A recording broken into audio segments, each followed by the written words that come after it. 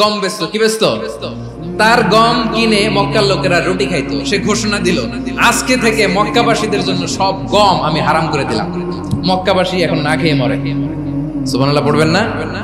মক্কাবাসী বিশ্বনবীর কাছে আসলেন, এসে বললেন, মুহাম্মদ, আমরা তো তোমার ভাই, তোমার চাচা, তোমার ভাতিজা, তোমার আত্মীয়। তুমি সুমামারে বলো সে যেন আবার গমের সাপ্লাই মক্কার জন্য অনুমতি দিয়ে দেয়। বিশ্বনবীর অনুমতি ক্রমে সুমামা আবার মক্কাতে গম পাঠাতে শুরু করলো। পড়েন সুবহানাল্লাহ। ইহসান, ইহসান দিয়ে আপনি যেটা জয় করতে পারবেন, you can win the heart of your enemies. ইহসান দিয়ে আপনি আপনার শত্রুর হৃদয়কে জয় করতে পারবেন। এজন্য আল্লাহ বললেন, ওয়া আনফিকু ফি সাবিলিল্লাহি ওয়া লা তুলকু বিআইদিকুম ইলাত তাহলুকা ওয়া আহসিনু ইন্নাল্লাহা ইউহিব্বুল মুহসিনিন। তোমরা আল্লাহর রাস্তায় দান করবে আর নিজেরা নিজেদেরকে ধ্বংসের হাতে ঠেলে দিও না। তোমরা একে অপরের প্রতি ইহসান করবে, কারণ ইহসানকারীদেরকে আল্লাহ বড় ভালোবাসে। সুবহানাল্লাহ পড়েন। আবার সূরা রহমানে আল্লাহ বললেন, হাল জাযাউল ইহসানি ইল্লাল ইহসান ফাবিআইয়ি আলা, সবাই পড়েন, ফাবিআইয়ি আলাই রাব্বিকুমা তুকাযযিবান। ইহসানের প্রতিদান হিসেবে ইহসানি হয়। বিশ্বনবী সুমামার প্রতি যেমন ইহসান করেছেন, সুমামাও ঠিক তেমন ইহসান ফিরিয়ে দিয়েছে। ঠিক কিনা বলেন? তাহলে এক নম্বরে হচ্ছে আদল, ন্যায় বিচার। দুই নম্বরে সবাই বলেন ইহসান, সদাচরণ। ইহসান দুই ধরনের প্রিয় ভাই, ইহসান ফিল ইবাদা, ইহসান ফিল মুআমালা। ইহসান ফিল ইবাদা হচ্ছে একাগ্র অনুভবে ইবাদতে ডুব দেওয়া, এর নাম ইবাদতের ইহসান। সুবহানাল্লাহ পড়ুন।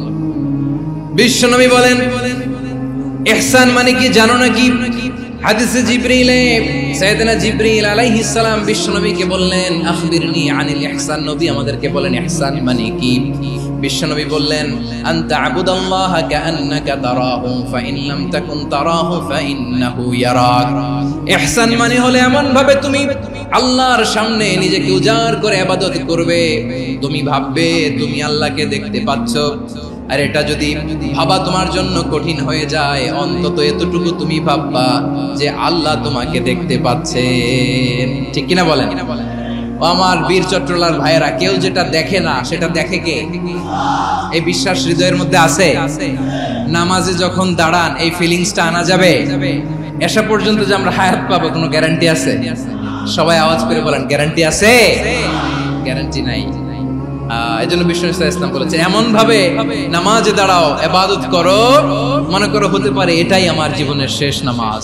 পারফর্ম দ্য সালাহ as if this is your last and final prayer. এমন ভাবে সালাতে দাঁড়াও, ভাবো হতে পারে এটাই তোমার জীবনের শেষ নামাজ।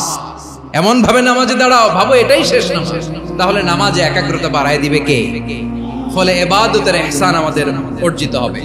আর মুআমালাতে ইহসান হলো, বিশ্বনবী বলেন, ইন্নাল্লাহা তাবারাকা ওয়া তাআলা كتب الإحسان على كل شيء فإذا قتلتم فأحسنوا القتلة وإذا ذبحتم فأحسنوا الذبح وليحد أحدكم شفرته وليرح ذبيحته। ইহসান দুই ধরনের, আওয়াজ করে বলতে হবে কয় ধরনের? একটা হচ্ছে ইহসান ফিল ইবাদা, ইবাদতে ইহসান। ইবাদতে ইহসান কি? একাগ্র অনুভব দিয়ে ইবাদত করা, মন প্রাণ দিয়ে ইবাদত করা। আর মুআমালাতে ইহসান কি? সব কাজে, দৈনন্দিন কাজে, কর্মে, সামাজিক অ্যাক্টিভিটিতে কোমলতা প্রদর্শন করা, অনুগ্রহের সাথে সবকিছু করা। আল্লাহ তাআলা, ইন্নাল্লাহা তাবারাকা ওয়া তাআলা কাতাবাল ইহসান আলা কুল্লি শাই, তিনি সবকিছুর ব্যাপারে ইহসানকে আবশ্যক করেছেন। সবকিছু, মুমিনের সব কাজে ইহসানের পরশ থাকবে। ওয়া ইযা কাতালতুম ফাহসিনুল কিতলা। বিষ্ণু বলেন, তুমি যখন কাউকে হত্যা করো ইহসানের সাথে করো। সুবহানাল্লাহ পড়বেন না? যখন হত্যা করো তখনও ইহসানের সাথে। আচ্ছা, হত্যা করবো আবার ইহসান আসবে করতে, ধরে তো মেরেই ফেলবো আমি। আল্লাহ, ও ভাই, একজন খুন করেছে, খুনি, রাষ্ট্রীয় আইনে তার শাস্তি হয়েছে ডেথ পেনাল্টি, মৃত্যুদণ্ড। এখন মৃত্যুদণ্ড দেখে আপনি যেমনি মন চায় তেমনি মারবেন লোকটারে? ওর নাক কেটে ফেলতে পারবেন? ওর কান কাটতে পারবেন? ওর চোখ উপড়ে ফেলতে পারবেন আপনি? যেমন মন চায় তার অঙ্গহানি করা যাবে না। ইহসানের সাথে তাকে হত্যা করো। সুবহানাল্লাহ, this is Islam. This is the true essence of Islam. ওয়া ইযা যাবাহতুম ফাহসিনু যাবহা, যখন জবাই করবে তখনও ইহসানের সাথে জবাই করবে। করব জবাই, ওইখানেও নাকি ইহসান। আচ্ছা, কুরবানির দিন আমরা পশুগুলোরে কি করি বলেন সবাই আওয়াজ করে? জবাই। জবাই মানে তো এটার মেরেই ফেলতেছি, একটু পরে তো টুকরো টুকরো করে গোশতগুলো খাবো, এটা তো খাবো, এটা তো মেরেই ফেলবে। বিষ্ণু বলে না, জবাইয়ের মধ্যেও মুমিনের জবের ভেতরেও ইহসানের পরশ থাকা চাই। যখন জবাই করবে প্রাণীটাকে হাত পা টাইট করে বেঁধে নাও, ছুরিটাকে শার্পেন করে নাও, ধারালো করে নাও, যাতে অল্প সময়ে জবাইটা হয়ে যায়, প্রাণীটা যাতে কম কষ্ট পায়। সুবহানাল্লাহ পড়ে। দিস ইজ কল্ড ইহসান। আল্লাহ তাআলা যেমনি আদলের আদেশ করেছেন, ন্যায় বিচার জাস্টিস এনশিওর করতে বলেছেন, সমাজে ইহসানের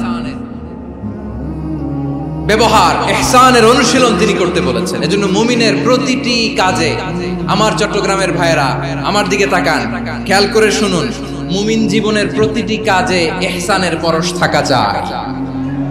আমরা যেন আমাদের পরিবারের প্রতি ইহসান করি, আমরা যেন আমাদের কর্মচারীদের প্রতি ইহসান করি, আমরা যেন আমাদের কলিগদের প্রতি ইহসান করি, আমরা যেন আমাদের ভাইদের প্রতি ইহসান করি। মুমিন জীবনের প্রতি কাজে ইহসানের পরশ থাকার দরকার আছে না নাই? কথা বুঝতে পেরেছেন?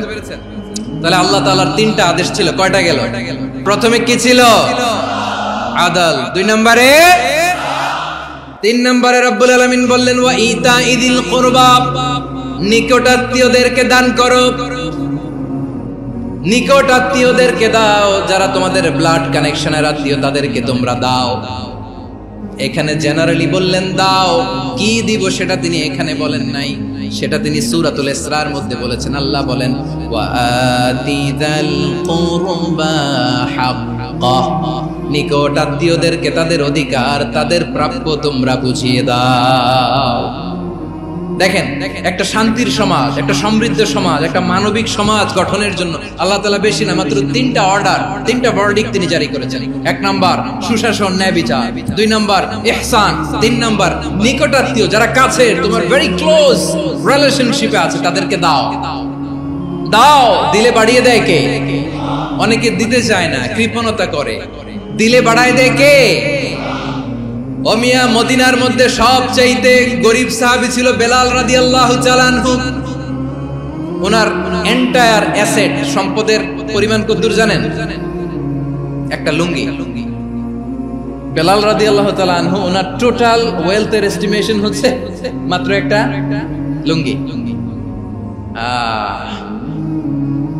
একটা লুঙ্গি, টোটাল ওয়েলথ এস্টিমেশন, টোটাল সম্পদের পরিমাণ বেলাল রাদিয়াল্লাহু তাআলা আনহুর কি ছিল? ওই বেলাল রাদিয়াল্লাহু তাআলা আনহুকে বিষ্ণু ইসলাম বলেছেন আনফিক ইয়া বেলাল, ও বেলাল তুমিও দাও। ওয়ালা তাখশা মিন যিল আরশি ইখলালা, আরশের অধিপতির তো কোনো ঘাটতি নাই, তুমি দিলে ওই আল্লাহ তোমারে বাড়ায় দিবে। এজন্য আমার প্রিয় ভাইয়েরা, দিলে কমে না, দিলে বাড়ে।